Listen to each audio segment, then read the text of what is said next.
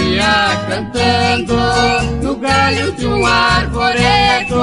Quanto mais ele cantava, me contava seu segredo. Havia perdido pra sempre a sua sabiazinha, criatura meiga e bela que do seu lar era rainha.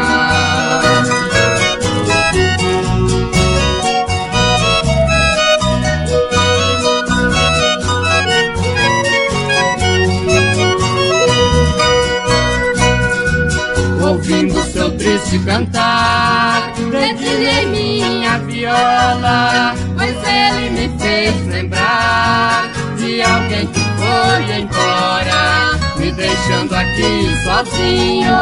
Hoje nada me consola, vivo esperando por ela, meu coração triste chora.